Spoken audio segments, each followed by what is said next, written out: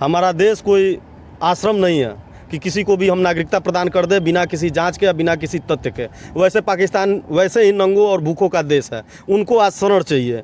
अगर उनकी ये हालत है कि वो अपनी बीवियों को या बेटियों को संभाल के नहीं रख पा रहे हैं, तो मैं तो ये चाहूँगा कि हमारे यहाँ के युवा इस बात का इंतज़ार कर रहे हैं कि वहाँ की जो भी लड़कियाँ हैं अगर हिंदू धर्म स्वीकार करके हिंदू रीति रिवाज से हमारे भारत में आए तो हम लोग तमाम हमारे देश में ऐसे युवा हैं जो उनको एक्सेप्ट करेंगे और उनके साथ विवाह कर सकते।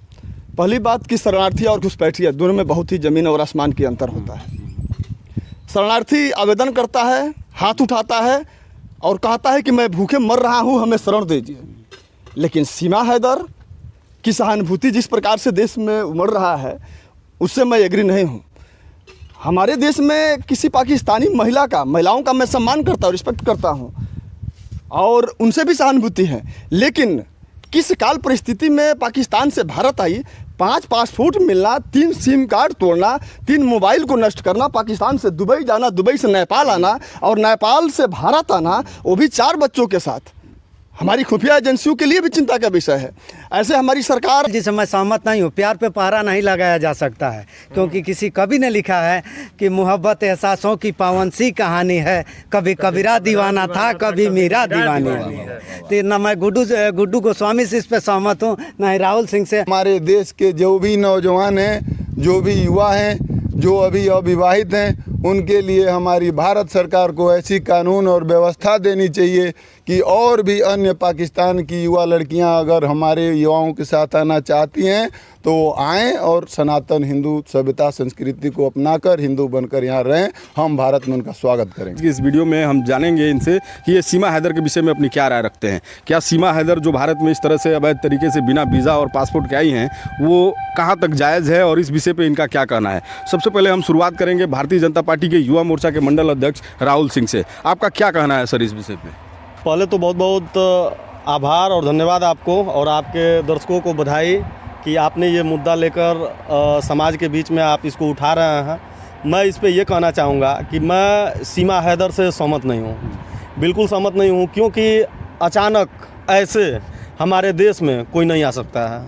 हमारा देश कोई आश्रम नहीं है कि किसी को भी हम नागरिकता प्रदान कर दे बिना किसी जांच के या बिना किसी तथ्य के।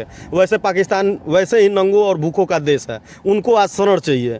अगर उनकी ये हालत है कि वो अपनी बीवियों को या बेटियों को संभाल के नहीं रख पा रहे हैं, तो मैं तो ये चाहूँगा कि हमारे यहाँ के युवा इस बात का इंतज़ार कर रहे हैं कि वहाँ की जो भी लड़कियाँ हैं अगर हिंदू धर्म स्वीकार करके हिंदू रीति रिवाज से हमारे भारत में आए तो हम लोग तमाम हमारे देश में ऐसे युवा हैं जो उनको एक्सेप्ट करेंगे और उनके साथ विवाह कर सकते। और सीमा हैदर के प्रति काफ़ी सहानुभूति भी देखने के लिए मिल रही है। ये बिल्कुल गलत है, ऐसा नहीं होना चाहिए। कोई सहानुभूति उससे नहीं होना चाहिए।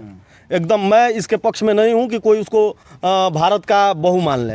क्यों? अच्छा, अभी आपने कहा कि पाकिस्तान भूखे नंगों का देश है और वो अपनी जो महिलाएं हैं, जो घर की बहू बेटियां हैं, उनको संभाल नहीं पा रहा है। कैसे, कहाँ तक ये जायज़ है ये कहना? कैसे आप कह दिए कि भूखों नंगों का देश? बिल्कुल बिल्कुल बिल्कुल। वहाँ देखे अभी कुछ दिन पहले न्यूज़ में आ रहा था कि आटे के पैकेट के जैसे जैसे एक रोटी फेंका जाता है और 10 कुत्ते दौड़ते हैं, तो उन कुत्तों में भी हमको कहीं ना कहीं इंसानियत दिखाई देता है कि कोई अगर एक कुत्ता लेके भाग गया तो वो छोड़ देते हैं, लेकिन वहाँ तो वो भी नहीं है।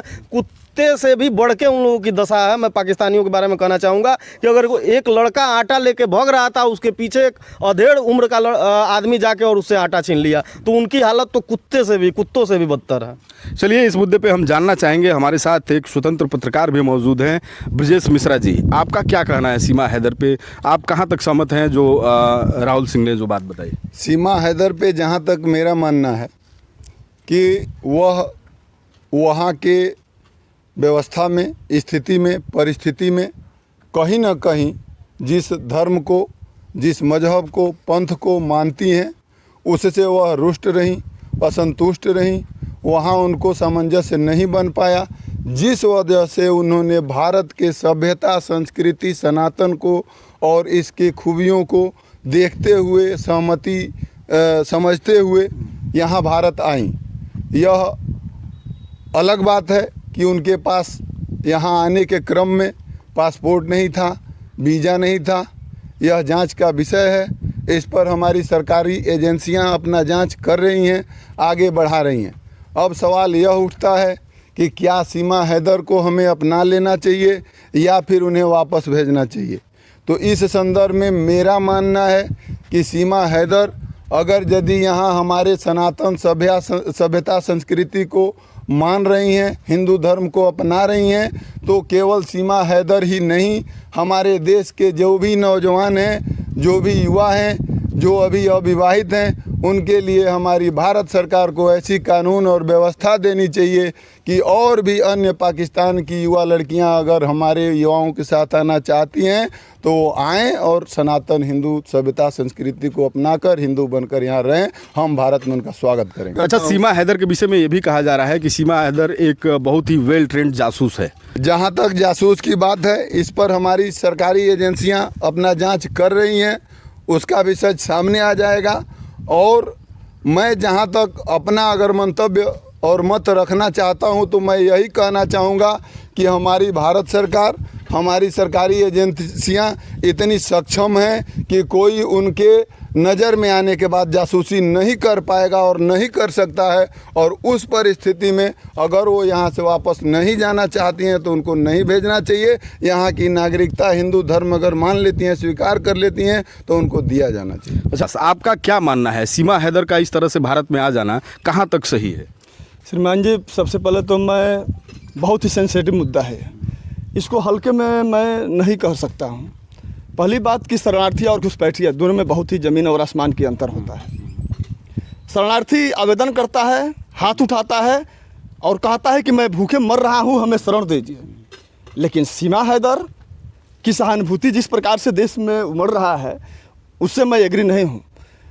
हमारे देश में किसी पाकिस्तानी महिलाओं का मैं सम्मान करता हूँ, रिस्पेक्ट करता हूँ और उनसे भी सहानुभूति है। लेकिन किस काल परिस्थिति में पाकिस्तान से भारत आई, 5 पासपोर्ट मिलना, 3 सिम कार्ड तोड़ना, 3 मोबाइल को नष्ट करना, पाकिस्तान से दुबई जाना, दुबई से नेपाल आना और नेपाल से भारत आना, वो भी 4 बच्चों के साथ, हमारी खुफिया एजेंसियों के लिए भी चिंता का विषय है।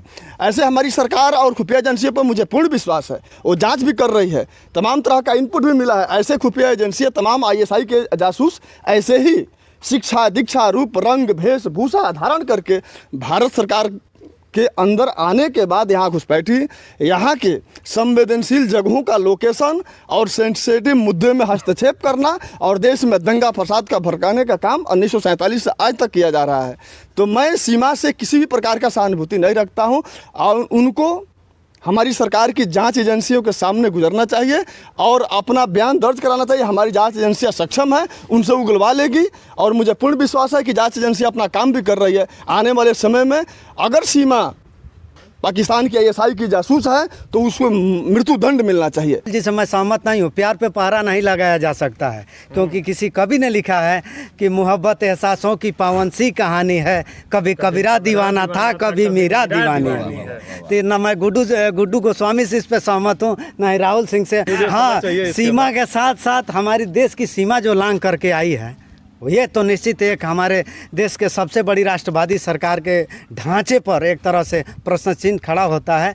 हो सकता है कुछ लोग हमारे बात से सहमत हो, न सहमत हो। उस 5 देश घूमकर 4 बच्चों के साथ एक महिला चली आए, लेकिन ये भी सत्य है कि लैला मजनू की कहानी यमन से की सरहद बार बार लांघ करके सऊदी में जाता था। ये भी सत्य है, क्योंकि प्रेम अंधा होता है और हो सकता है प्रेम ने ऐसा अंधा बना दिया और वो अपने प्रेम के साथ आकर के भारत में मिल गई। और हमारी संस्कृति तो ऐसी रही है कि उदार लघु चेतना नाम या तेरा है या मेरा है नहीं सोचती है। मतलब आपके हिसाब से जैसा अभी पूरी लाइन सुनिए, उदार चरिता नाम वसुधैव कुटुंबकम। ये भारत का संस्कृत है कि पूरा देश, पूरा दुनिया ही हमारा घर है।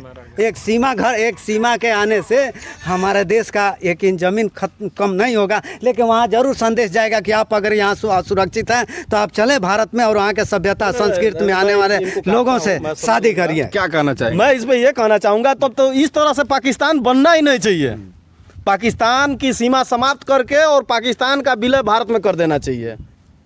और दूसरी बात ये जो कहा है, कभी कबीरा दीवाना, मीरा दीवानी थी, कभी कबीरा दीवाना था, तो यही आप जैसे लोग हमारे सनातन संस्कृति को, तो आप, और इसमें आप अंतर नहीं प्रेम समझते पर हैं। पहरा लगाएंगे, आप मैं प्रेम पर पहरा लगाएंगे। मैं प्रेम कृष्ण पे- भगवान नहीं, कृष्ण मैं ने आपके प्रेम नहीं बीच- किया, पूरे मैं- मानवता से नहीं, प्रेम किया। पहले आप सुनने हाँ। की क्षमता रखिए। अरे आप भी क्योंकि पहले देखिए, तर्क लॉजिक देने के सेकुलर- तो आप एक कहिए। पत्रकार हैं, ठीक है, सेकुलर आप बनना दिखावा हम सेकुलर चाहते हैं, नहीं अलग हैं। की बात है, हम लेकिन भारत मैं- के हैं। मेरी भी बात सुन लीजिए, आवाज तेज होने से आवाज दम नहीं जाएगी। और तेज बोलिए, मैं आप ये भी कह बोलिए। रहा हूँ कि ये बताइए कि कभी कबीरा दीवाना था, कभी मीरा दीवानी थी। हाँ। मीरा कृष्ण के भक्ति में लीन थी, हाँ, भक्ति में दीवानी थी।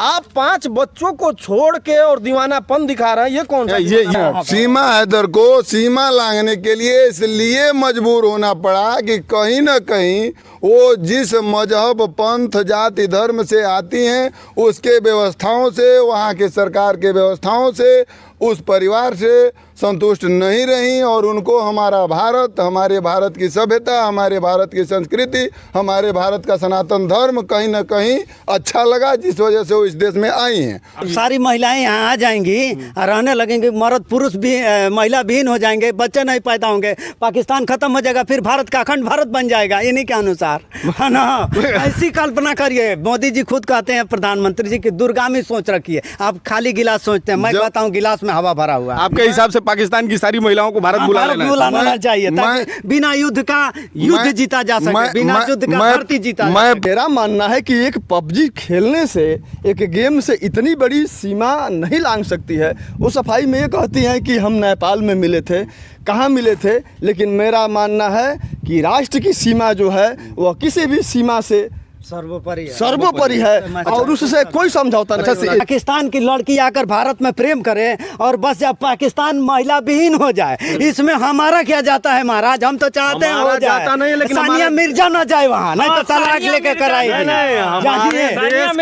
वोट बैंक से ऊपर आइए, वोट बैंक से ऊपर। केवल प्यार देश देता कोई धर्मशाला नहीं है, हमारे केवल महिला। हमारे देश को धर्मशाला नहीं है, ये बात सही है कि देश धर्मशाला नहीं है, लेकिन हमारा देश धर्मशाला उसके लिए नहीं है जो अन्य मजहब, पंथ और धर्म से आता है। लेकिन हमारा देश अगर हमारे मजहब, धर्म, पंथ को मान के आता है तो उसके लिए हमारा दरवाजा खुलना चाहिए। मैं तो ये कहूंगा कि आप जैसे नौजवान जो हिम्मत करके जाए और पाकिस्तानी लड़कियों से विवाह करें और आए, हम लोग आपके साथ हैं, लेकिन इसी के साथ ये हिम्मत और हौसला रखें। एक मैं पत्रकार के हम रुक जाइए, दावा ठोक के कह रहे हैं समय में राहुल जी, हम दावा ठोक के कह रहे हैं कि हम पाकिस्तानियों को सनातनी जो कि मेरा रिक्वेस्ट है पाकिस्तान की सारी लड़कियों से जो भूखा नंगा इस समय मर रहा है, एक एक रोटी के लिए, पानी के लिए, आज भारत बंद करने जा रहा है, वहाँ पानी भी, वो पानी के लिए तड़पेंगे।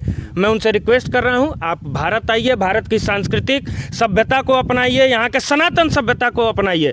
कितना सुंदर है, भारत माता की जय बोलिए। और सारे यहाँ हिंदुस्तान के लड़के, यहाँ भारत में 1000 लड़कों पे 900 लड़कियाँ हैं, 100 लड़के बिना शादी के मर रहे हैं। आप उनसे शादी करिए, उनसे विवाह करिए, और मैं आपसे एक वादा करता हूँ कि वो एक जन्म नहीं, वो 7 जन्मों तक आपका साथ निभाएगा।